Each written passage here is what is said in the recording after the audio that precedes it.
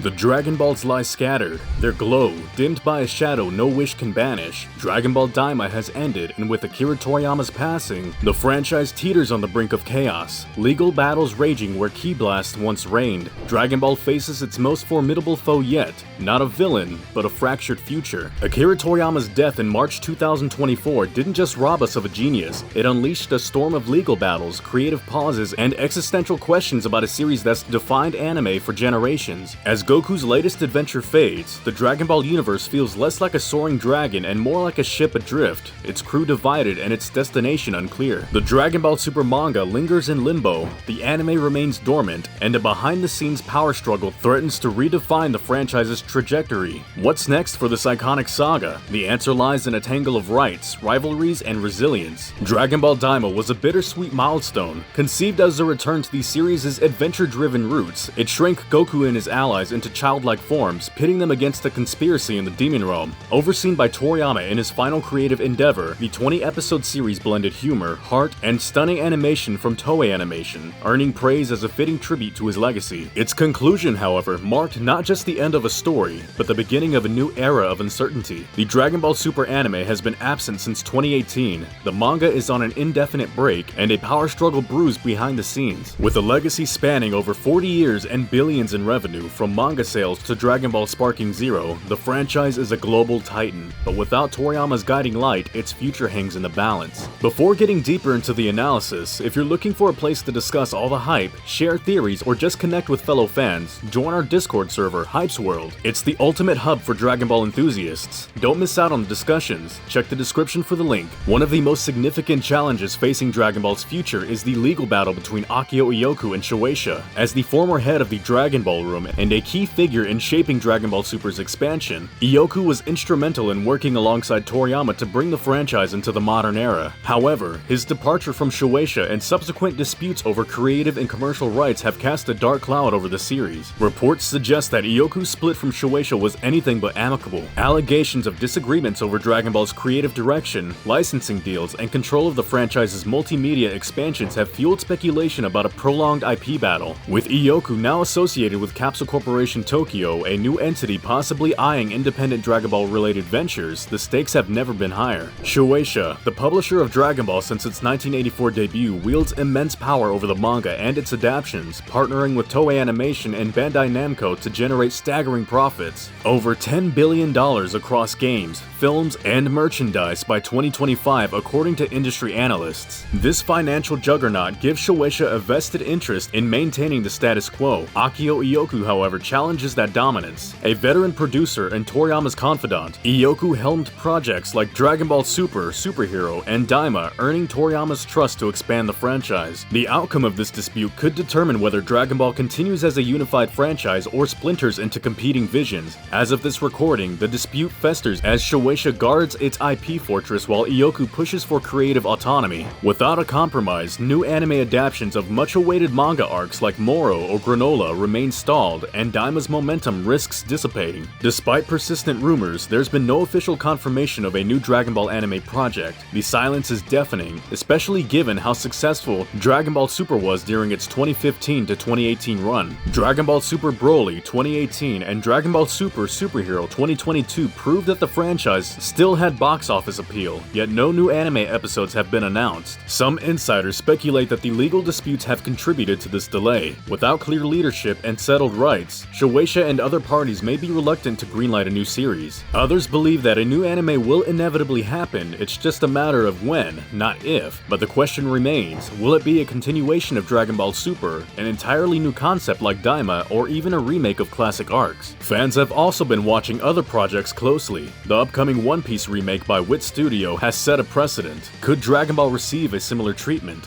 While nostalgic reboots are in vogue, Dragon Ball's complex timeline and multiple adaptations make such an endeavor challenging. Nevertheless, the demand is there, and Shueisha, Toei, and Ioku, everyone knows that when they do bring Dragon Ball back to television, results will be sky high. This legal turbulence has already had tangible effects. the Dragon Ball Super manga, which had been running consistently under Toyotaro's direction with supervision from Toriyama, has entered an indefinite hiatus. While the official reason remains vague, many believe the uncertainty surrounding rights and editorial control has stalled its progress. Fans who hoped for a new saga following the conclusion of the superhero arc are now left waiting, unsure if or when Dragon Ball Super will return. When Dragon Ball Super Chapter 105 dropped in February 2025, fans erupted with joy, believing the manga's indefinite hiatus had finally ended. After months of silence following Chapter 103 in March 2024 and Akira Toriyama's passing, this one-shot, a lighthearted prequel to the prequel of Dragon Ball Super Superhero featuring Goten and Trunks, felt like a beacon of hope. Social media buzzed with excitement, with posts like, "The King is back," and "Toyotaro's cooking again," reflecting the fandom's relief. Many assumed it signaled a full resumption, especially with Black Frieza's cliffhanger still dangling, but the euphoria was short-lived. It was soon clarified that Chapter 105 was a standalone, crafted to round out Volume 24 for its April 4th, 2025 release. A sales tactic, not a revival, as Shueisha needed the extra chapter to fill the volume, which typically collects 4 chapters but only had 3 post-hiatus. Disappointment set in as fans realized the wait for the main story's return would stretch on, leaving their Black Frieza dreams deferred.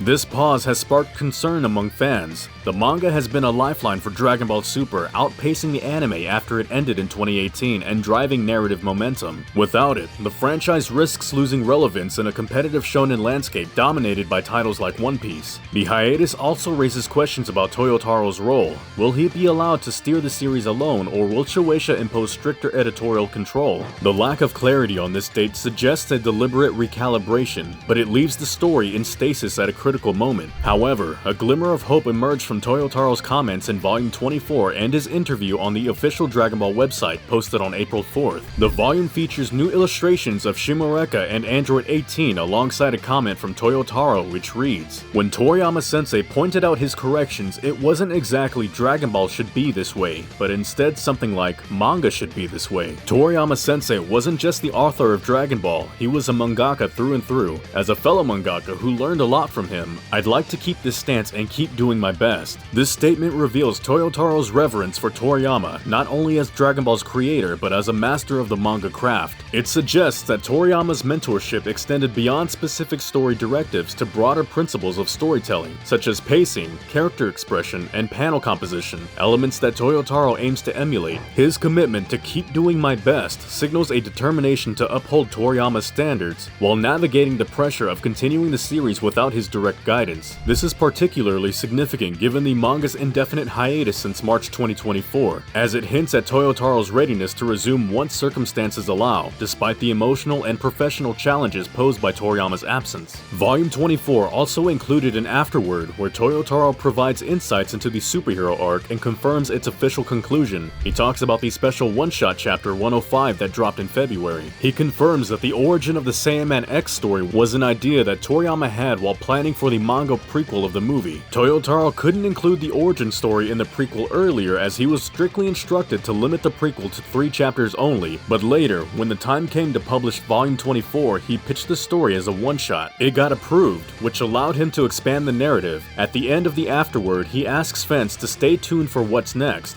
and confirms the manga is not cancelled, though no resumption timeline is provided. This statement offers reassurance but also highlights the ongoing hiatus's impact. Toyotaro's creative process, adapting constraints into opportunities, shows his growing confidence as a storyteller, yet the lack of a return date leaves fans in limbo. The superhero arc's end, marked by Gohan's beast form, sets the stage for Black Frieza's looming threat. Besides, in case you didn't know, the Dragon Ball Super manga volumes have a tradition of drawing spine illustrations for the manga's collected volumes. Toyotaro's recent interview provides a tantalizing hint about the manga's potential return through his ongoing work on spine illustrations for future volumes. This development, paired with other contextual clues, suggests that the manga may be gearing up for a comeback sooner than expected, offering fans hope amidst uncertainty. If Toyotaro is already designing spine art for future volumes, potentially volumes 25 and 26, it suggests that Dragon Ball Super isn't cancelled. New chapters are in development as these volumes would require at least 8 more chapters to fill. Assuming a standard production timeline where Toyotaro draws 1 chapter per month, this could mean he's already resumed work or is about to, with new chapters possibly ready by late 2025. The only thing that's in everyone's minds right now is when to expect the official announcement for the manga's return, because it's been over a year already and we still have no news on it. This is concerning at so many levels. Based on recent developments, industry patterns, and the franchise's history, we can speculate on when an announcement for the manga's return might occur. One potential window is tied to Dragon Ball Super's 10th anniversary in June 2025. The manga debuted in V-Jump in June 2015, and anniversaries often serve as platforms for major announcements in the anime and manga industry. Shueisha could leverage this milestone to generate buzz, especially since the anniversary aligns with the franchise's broader cultural significance. This timing would also allow Toyotaro and his editorial team sufficient time to plan the next arc following their emotional and creative break after Toriyama's demise. Another likely opportunity is the Jump Victory Carnival in July 2025. This annual event, organized by Shueisha, showcases major franchises like One Piece and My Hero Academia, often unveiling new projects or updates. Given Dragon Ball's flagship status, the carnival will be an ideal stage for announcing the manga's return, especially if paired with promotional materials like new artwork or a teaser chapter. The event's timing, just a month after the anniversary, provides Shueisha with a second high-profile platform in 2025, potentially building on any June momentum. If no announcement occurs in June, July becomes a strong contender, as Shueisha would likely avoid delaying fan expectations further into the year. However, you must be careful and keep your expectations in check, as there's a lot to unpack here given what's going on behind the scenes that we have absolutely no idea about. External factors like the rights dispute between Shueisha and Akio Ioku could influence the timeline by either accelerating these plans or pushing the announcement to later in 2025, possibly at Jump Festa in December. As Dragon Ball stands at this crossroads, the future of the franchise feels simultaneously fragile and full of potential. The past year has been a roller coaster, marked by loss, silence, hope, and speculation. With the brewing legal conflict spilling into public view, the questions plaguing the fandom aren't just about what's next for Goku or Vegeta, but who has the right to decide that direction. This dispute has already delayed potential anime adaptations of beloved arcs like Moro and Granola, and its unresolved status likely contributes to the manga's indefinite hiatus. Amid this turbulence, Toyotaro emerges as a beacon of continuity and creativity. His reflections in Dragon Ball Super Volume 24's Afterword and his interview on the official Dragon Ball website reveal a mangaka deeply committed to Toriyama's legacy while striving to carve his own path. He reassures fans that the manga is not cancelled even if a return timeline remains elusive. The manga's indefinite hiatus has left a void in the fan experience, turning every bit of Toyotaro commentary, every interview quote, and every spine illustration into a breadcrumb trail fans follow in hopes of something more. And yet,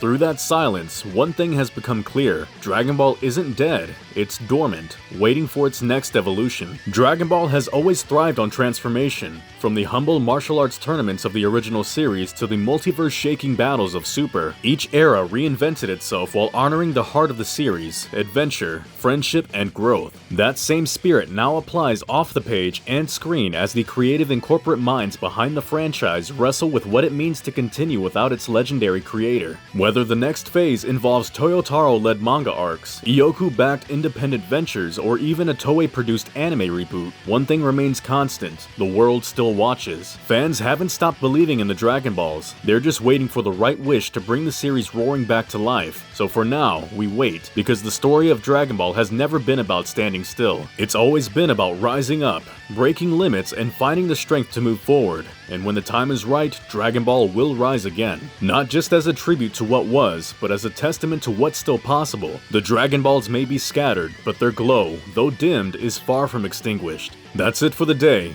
Drop your thoughts in the comments. Do you think the manga will return in time for the 10th anniversary? If you enjoyed this deep dive and want more updates, analysis, and news on all things Dragon Ball, make sure to like this video, subscribe to the channel, and hit the bell icon so you never miss out. Your support helps us keep the hype alive, even when the Dragon Balls are scattered. Thanks for watching, see you next time.